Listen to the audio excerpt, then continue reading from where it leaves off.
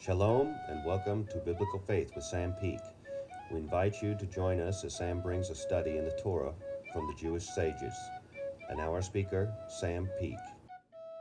So Shalom Aleichem. Pirkei Avot. Okay. We're in Pirkei Avot and we're using the commentary. Actually, it's a book that was a commentary written by Rabbi Tuvia Basser based on the commentary of the Maharal of Prague. The Maharal of Prague, Rabbi Judah Low of Prague. All right?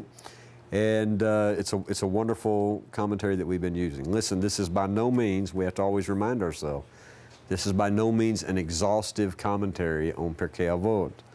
Many other great sages and great rabbis have their own takes on it, because the oral Torah of the sages it's the Torah. Just as the written Torah, we can see so many different facets and we can see so many different levels of what's going on, and we by no means exhaust it at any time, because suddenly something new can come, in a moment. The oral Torah is the same way. The sayings of the sages, they were speaking on multiple levels at the same time. And that's the way we need to look at this. So this is by no means exhaustive. We had finally made it to chapter 2. At the rate we're going, we'll be here for some time. But that's okay. It will be all right. And by the way, and Pat just told me before we started this lesson that she was releasing me from my obligation to study this. But I said, well, let's just keep studying it. She thought we might want to do something else, like the Garden of Emunah, and we will. I'm sure of it. But I'll try to pick up speed here, okay? And if I can, I don't know if I can or not, but we'll try to pick up some speed and move on, because Pirkei Avot is so fundamental to our entire understanding of how to understand the Torah and how to live, and it gives us so much information that we need it. If we do nothing else than run out the rest of the series of just reading together the rest of the Mishnayot of Pirkei Avot, we would do very well. Okay? All right, so we want to stay in it for a little while. So let me read the entirety of Mishnah 2, of chapter 2 in Mishnah 2. Rabban Gamliel, the son of Rabbi Yehuda Hanasi, says, Torah study is good together with derek eretz, proper social conduct. We've already covered that. For the exertion, or in other words, working in both of those, proper social conduct, okay, and Torah study, makes sin forgotten. All Torah study, he says, that is not joined with work will cease in the end and leads to sin.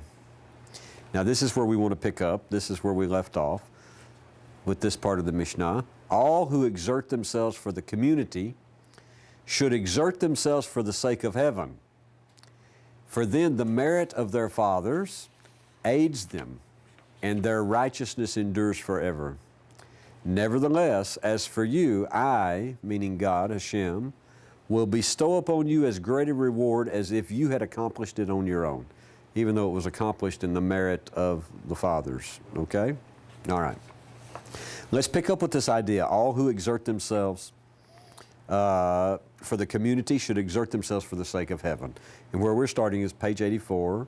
It's about at the bottom of the page, okay? He begins and from the Maharal, he says, why are the two apparently different subjects of Torah study and community work combined in the same Mishnah? We wouldn't think that they're actually even related from a superficial point of view. The similarity, he says, is that the Torah and the community are both general entities, in contrast to specific commandments, specific mitzvot of the Torah, are in contrast to individuals, okay, who would be members of the community. So he's talking about, on one side we have individuals, on the other side we have the general entity. A person, he says, who helps the community as a total entity is acting for the sake of heaven. And we have to understand what that actually means. because Hashem concerns himself with the community. In this light, he says, the welfare, I want to read it farther first. In this light, the welfare of the community can be seen to be a spiritual matter. Indeed, we are permitted, he's actually bringing an example, the Maharal is, to back that up, that the community is on a different level than the individual, okay? Because we are permitted to discuss affairs of communal welfare on the Shabbat, because it is considered a religious matter. And he gives an example, Shabbat in the Talmud, in the Gemara, Shabbat 150a, where it says, they may designate charity funds to the poor on Shabbat. Discussions, we have to understand, on Shabbat, a discussion of anything having to do with finances, money, anything of a financial nature is generally prohibited. You don't talk about money on Shabbat. But in this case, if it has to do with the community, something having to do with it, it's perfectly legitimate, it's perfectly permitted, okay? However, he says a person whose community efforts, and now he's going to give us the key to understand what it means for the sake of heaven, are for personal self-aggrandizement, okay? What's the word I'm wanting to look for? Ego, okay? A person whose community efforts are for their own ego, of what they can get out of it, all right? That is not engaged with the public, with the community, and it's clearly is not acting for the sake of heaven. So there he gives us the key to understand what it means for the sake of heaven. It's like the saying, Talmud Torah Lishma, to study the Torah for its own sake, okay? So to do something, to be involved in community service for the sake of heaven, means your ego must be removed. And you're doing it only for the benefit of others. In fact, you're not just benefiting individuals, you're doing it for the benefit of the entire community. All right? Even if his efforts are sincere or but directed towards particular individuals, his contribution is not at the special level. In other words, there's a level that's special of working on behalf of the overall community. Now, we also have to understand when we say the community here, when the sages say the community, they're speaking of the Jewish community, all right? The community of Israel. But we can even look at it because so many of you are B'nai Noach, or even if you're not B'nai Noach, even if you're Christian, but you're still making a connection with Israel, you can still see it in the same way. And I would say even include yourself in that idea. And that really does need to be your community, what you are connected to. But that's the idea. It's the Jewish community. It's the community of believers. Put it that way. We'll put it that way and leave it at that. Okay. So do we get what his point is? Anything, all who exert themselves, what Rabban Gamliel is saying, if they work and put work into it, and it is work, for the community, they should do it for the sake of heaven. And what for the sake of heaven means, what does that mean? It means do it in order to benefit the entire community, in order to benefit others, okay? And that's even on a higher level than benefiting just one individual in order to benefit one individual, which I don't want to take away from that. That's extremely important, okay? I always have to put all this stuff in because somebody will misread something or misunderstand something and say, oh, well, since this is on so much higher level, I should be trying to do that instead of helping an individual person. That's not what that means. It just means it's on a very high level. And as a result, this happens. For then the merit of their fathers. Let's go on. Oh, first he wants to make one final comment on this. He says, why does the Mishnah, or ask a question, why does the Mishnah combine the subject of community work with previously, you remember it says that of proper social conduct, Derek Eretz, that we studied in a lesson before. This Mishnah informs us that although proper social conduct is generally just the groundwork for greater things such as Torah study, a person whose proper social conduct lies in providing for the needs of the community, this is even a higher thing. That they have a very substantial reward, he says, indeed.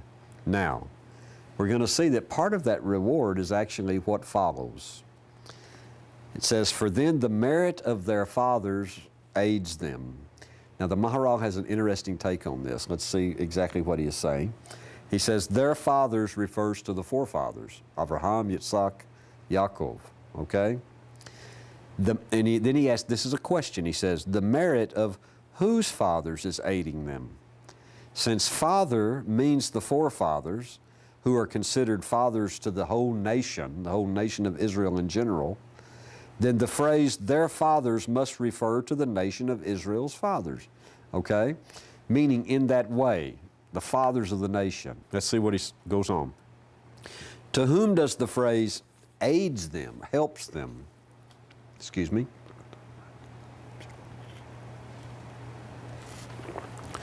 To whom does the phrase aids them or helps them refer? It refers to those individuals that are helping the community. Hence, the complete statement means this: the merit of the nation's fathers helps community workers succeed in their task of helping the nation. You see the way it's saying? A person who is involved in helping the community for the sake of heaven, for the right reason, for the benefit of others, not without any ego involved, without any self-gratification involved. Right, that's exactly what it is, receiving for yourself alone. In other words, that's, as in the words of the Baal HaSulam, that's been completely transformed into receiving in order to give. So in that case, then the merit of Abraham, Yitzhak, and Yaakov actually helps you to do the work, to complete the work, to succeed in the task of helping the entire nation. It's unbelievable, actually, what he's saying. Now he says there's an additional interpretation which holds that the phrase their fathers does indeed refer to those individuals working for the community. Although we said before that the fathers are considered fathers only of the community and not of individuals, the Mishnah tells us that an individual can personally acquire the special status of community by acting in the public welfare. This is very interesting. And Rabbi Basser puts a note that that's because their attachment to the community is so close. Do we understand what he's trying to say? What he's trying to say is, even though their fathers, we generally say that that's talking about the fathers of the nation, Abraham, Yitzhak, and Yaakov, as fathers of the whole nation.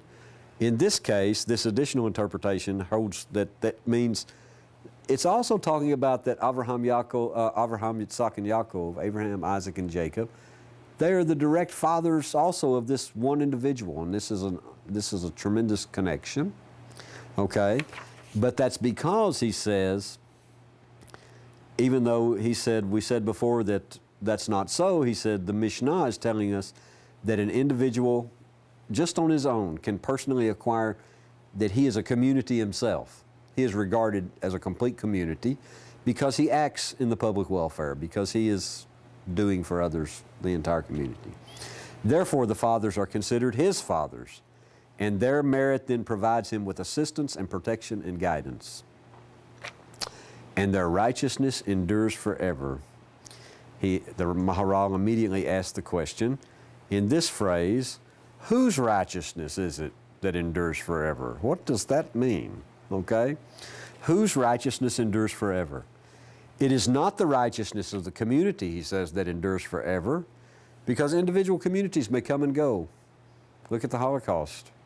Entire communities of Jews wiped off the face of the earth. Not even one individual left. Hence, he says, their righteousness refers to, and we would think it refers to the righteousness of the individuals that are helping the community, but he says no. Their righteousness actually refers to the righteousness of the entire nation of Israel. Not just individual communities, but now it's the entire nation of Israel. The Mishnah means that even if a specific community eventually moves or dwindles away, it is still a part of the community of Israel that endures forever.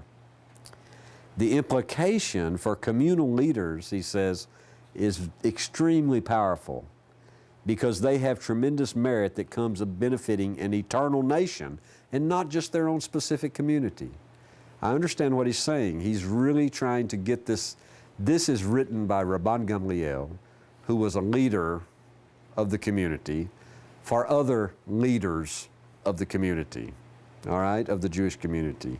It's saying that what you do for the community of the Jewish people wherever you are, you're not just doing for them, you're doing for the entire nation, for everybody involved, for the entire community of all believers in Hashem, actually, even. He's going to really hit that home in just a second. And we should all pray that the leaders of Israel will read this Mishnah, okay? I think, yeah. Those who work, he says, for the benefit of the community, they are participants in the merit which began with the forefathers, with Abraham, Yitzhak, and Yaakov. Why? And it says, and which constitutes, or continues throughout all generations into the future. Why? Because the forefathers, Abraham, Isaac, and Jacob, what did they do? They actually initiated Torah-based civilization. Rabbi Basser tells us that in a note. And they did. That's exactly what they did.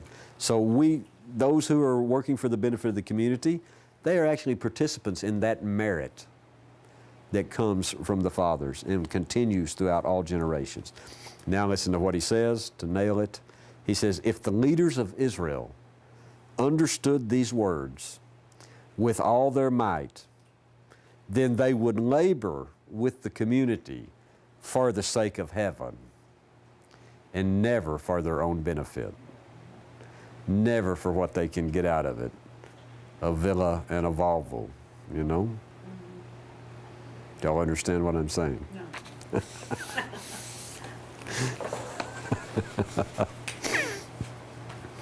Not even for the leaders of Israel wouldn't serve themselves. They wouldn't be doing the job, the political job, or even the religious leadership job, no matter which one, whether it's political, religious, whatever it is, just for the benefits that's going to accrue to them from it. They would serve for the sake of heaven, without ego, for the benefit of the people, according to the Torah. And I'll tell you right now, if that would happen, the world would change. Amen. Absolutely. Because we would have already built the Holy Temple. The Mashiach probably already would have come. We would be totally in a different place now. Okay. That's how important this is, because when we're reading it, we're all thinking, I'm thinking also as I'm reading it, I'm not a leader of the Jewish community. I'm not involved actually in this kind of work in a sense. But if the leaders of Israel would catch it, how important this is to do for the sake of heaven and not for themselves. Can I ask a question? No, we're out of time, Tony. I don't have time for a question. I'll tell you what, you can make a comment in just 1 minute, because let me read one more paragraph. Well, Rega, okay.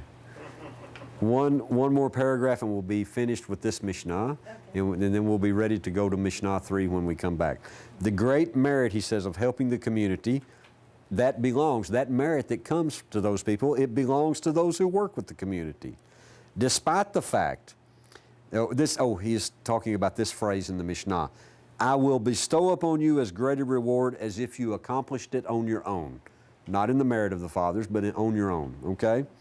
So the great merit of helping the community belongs to those who work with the community, despite the fact that the merit of the fathers was the enabling factor. That's what made them successful. The needs of a community, he says, are many, and as a result, just because the needs are many, so the merit of addressing those many needs is also great. That concludes the Maharal's comments on this. Now, what was your question? Oh, okay. I saw on TV just 2 days ago, Brett Baird, is that his name, with Fox? Oh, yeah. He was talking to President Shimon Peres. Okay. But you know what caught my attention? Was here Shimon Peres was in his office, or some office, and here behind him he has a scroll of the Torah Of course. and Why does- menorah Did that, binding. does that, so my question is because these things are in the office of the President of the State of Israel, it bothers you, or? No, it No, does not okay, bother me. okay. My question is, where does he think they came from? He knows, the President knows where they came from. It's, So there is a connection there. He has a connection. It may not be a strong one. I don't, look, How can you I don't stand want to, in front of well, I don't want to spend time being overly critical of the leadership of Israel. We're in a leadership crisis, and there is a problem, but we have to understand the paradox of some Israelis, some Jews in Israel who identify themselves even as atheists, and yet they're at a Passover Seder, and they're in the synagogue on Rosh Hashanah and Yom Kippur, and all of those things. They're not, secular Jews are not irreligious. They're not unbelievers. And I think that is a huge, giant mistake and many, unfortunately, many big rabbis present them in that way, and I wish they wouldn't, because that's just not really so. It's not that they're unbelievers. It's not that they don't believe in God. It's not that they don't even serve Him. They don't serve Him according to the strict halakha. But this is part of the state of Israel. I don't know. I can't say either way. There's lots of things that the President Shimon Peres has done that I don't care for at all. There are other things that he said that I think are absolutely outstanding. But for him to stand in front of these things. Well, they are symbols of the state of Israel. That's such a strong, good. I'm not sure that this is a personal statement for him. This is a statement of the President of the state of Israel. These things in his office, okay? So, but I can't say. How do I know? I don't know if Shimon Peres schlepped his own symbols there. I'm sure these symbols are there all the time. Right. Okay? All right. So because he's the President of the State of Israel, he has to be identified with such things. Well, I saw it as very good. Of course it's very good. The only point I would make is that some people make a huge distinction between what they think of as religious Jews and secular Jews, and I'm going to tell you that the vast majority of what people think of as secular doesn't mean what they think it means. It doesn't mean any such thing. But my point is still this: if President Shimon Peres and Prime Minister Benjamin Netanyahu and any other leader of the state of Israel, if they would catch what this Mishnah is trying to give to us, it could literally change the world. And somebody will say, well, it could cause World War III. I think you might be surprised. It might actually cause an unbelievable era of peace. You know, as our rabbi says, Rabbi Chaim Richman, he quotes John Lennon and he says, all we are saying is give peace a chance. As John Lennon says. And what he means by that, you have to understand what he means by that. In the book of Haggai the prophet tells us very clearly that if we build it, speaking of the Holy Temple, peace will come. I will place peace, he says, in this place. Just the exact opposite of what everybody tells us will happen if we were to build the Holy Temple. And Rabbi Richman simply says, listen, we've tried everything else. All we're saying, give this peace plan a try. Give it a chance. Yeah. Try it. You've tried everything else. What do you have to lose? What you have to lose is strife and war and unproductivity and economic crises and all of those things. That's what you have to lose. But that takes a little bit of doing something for the sake of heaven, okay? And not for my own sake, not for my own ego, not for what I'm going to get out of it in the short run. Okay. All right. All right. So we'll begin the next time we're together, chapter 2 and Mishnah 3, with God's help. And I'll try to go faster. Okay. All right. So shalom uvracha, peace and a blessing to you. Bye-bye.